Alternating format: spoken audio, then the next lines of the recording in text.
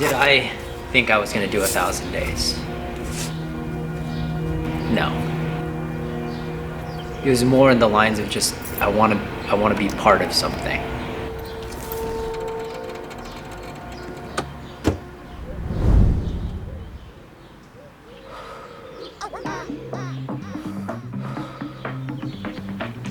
So Murph consists of a mile run at the front end,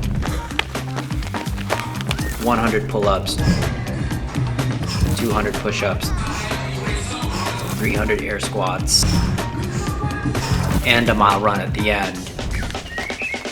That's all done with a weight vest. And I've been doing it for 1,000 days now, so it's a little crazy. The journey started with an injury.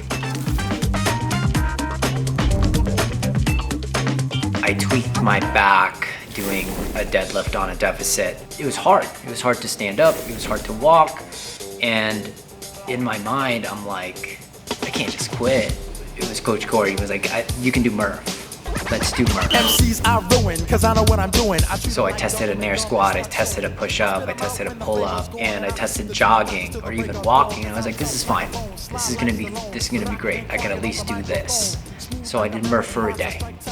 And it wasn't fast. It was me partly walking because my spine was like seizing up every time you're running. And then I told my coach, I was like, I think I could do this for a week. That 7 days turned into 30. And then it turned into 75. I was just following that little voice, the curious voice. It's just like, I wonder what else he can do. One of my friends sent me a video. His name was Jim Broski, and he was doing it for a whole year. And granted, I was like 60 to 70 in, and I was like, who is this guy? So I started documenting mine. Day 77, shout out to Jim Broski. Didn't know you were doing this. And that's kind of what started. I was like, okay, he's doing it for a year. I'm gonna do it for a year as well. Day 130, day 165, Murph 221, day 246, day 272. You tell what day you're in, you do a B-roll of all your workouts, and then you're like, that was it, done. And then you get a certain amount of impressions, and you do it again the next day. And at the beginning, I was like, okay, let's get some attention on this, maybe we can monetize it, and somehow carry that over into what I do. And then eventually it got kind of addictive. You got to see those impressions go up a little bit. But as we got closer to the end of the year, it started to pick up. It started to get really, really high. To be honest, that kind of was like a big push just to get to that. Maybe I'll get this many impressions. And then eventually I was like, you know what, I'm just gonna keep going. Because I got that major impression right at 365, and I was like, let's do another one. Let's do another year. So you're chasing this from this external validation component to it. And then you start reading these books, and there's a spiritual side to it. There was a book in there, it's called Comfort Crisis, that talked about these Nepal monks. They were chosen to have this spiritual journey, which was 1,000 straight days. And what was required was they would do a marathon every single day on the mountains. They said it wasn't really for physical fitness, it was more for spiritual growth. Part of it was like, I want to experience that. Will I experience that? Will I experience spiritual growth from this type of journey? So I entertained it. I was like, I'm gonna do this for 1,000 days.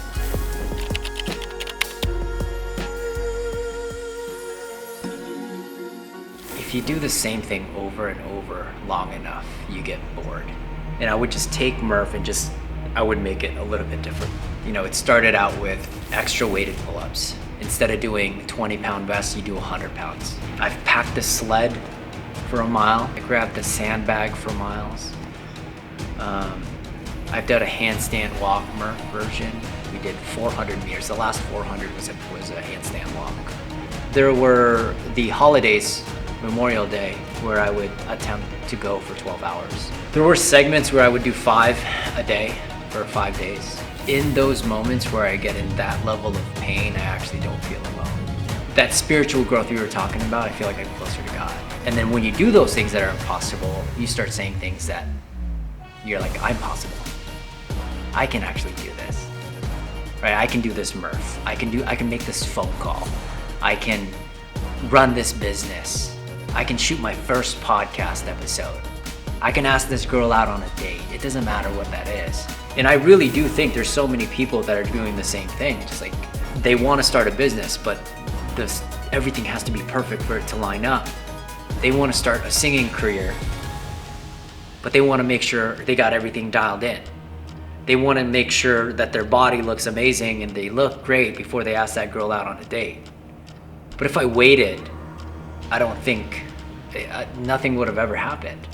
Like, I wish someone would have told me that years ago in other areas of my life. But there was so many moments when I was 23, 24, where I probably could have started the gym, but I didn't.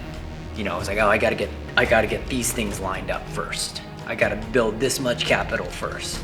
I just want to go into that screen and shake them and be like, dude, doesn't matter, just keep going. Doesn't matter what anybody says. It doesn't even matter if you have a reason to keep going, just keep going. And dude, to be honest, there's no reason. You don't need permission to do something grand. Just go, maybe the why will show up. I don't know what the why is. There's no why, anti-why.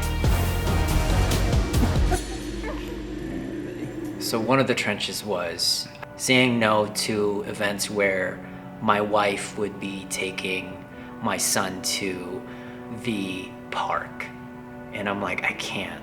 I got this interview, I got this meeting, I got this development, and I gotta do 2 Murphs today. We were going to, it was like an ice skating thing. Obviously it was like, I'm in, I'm coming. I promise I'll come. And going into that ice skating rink, I couldn't move. So I actually had to sit there and watch my family go to the ice skating rink. I was like, I guess gotta stay here.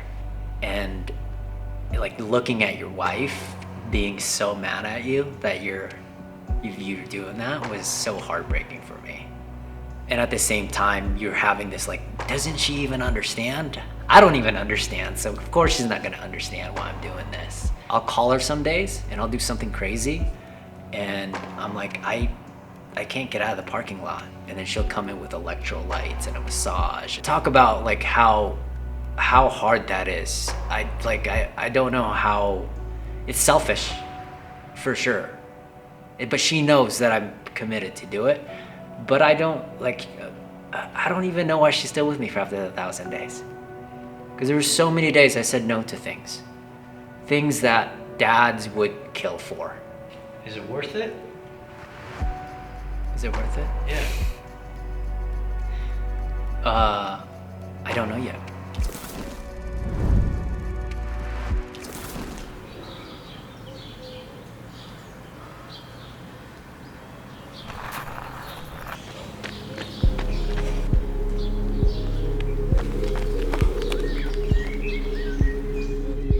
What do you feel like is the biggest takeaway from these 1,000 days? Oof.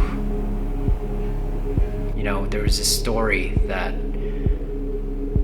still like is in my mind, but it sums this up perfectly. It was 2 friends, and one of the friends were like, "Hey, I'll give you $1 million if you just stayed in prison for 1,000 days. I'll give you $1 million." And the friend was like, "Let's do it." He wanted to earn that $1 million. But one of his side things he wanted was, just as long as I can read a book. Can I, like any books that I want, can I just at least read? So he did it for a year, and then he does it for 2 years, and he gets closer to the 1,000. And his buddy's freaking out, because he's like, I don't have $1 million, and I gotta give him $1 million because he's about to do this in 1,000. And he starts to plan how he's gonna essentially murder his friend because he doesn't have the money to pay for it. And as he got closer to the last week and the last day, he goes into the cell to do what he doesn't want to do. And he sees a note on the bed. His friend just wrote down, he's like, "You won. I can't stay one more day. I don't care about the million anymore. I want to go out there and help people. He got so much value in that 1,000 that he didn't care about the $1 million. I'm about to finish something that I started that gave me purpose for 1,000+ days. The purpose is always becoming. And then when you get to that point, you're a different person. So now it's like, it's depressive because you now have to find something to chase again. Right? It's depressive because at the end of that road, it wasn't as magical as he thought it'd be. What breaks my heart is people think they need a purpose to start something grand, but they don't. It started with an injury, and it started with a question, and then you just follow that. And that's the gift itself. And you don't even know what that gift is gonna bring you. I don't care about the 1,000. I just wanna go out there and do something with it now.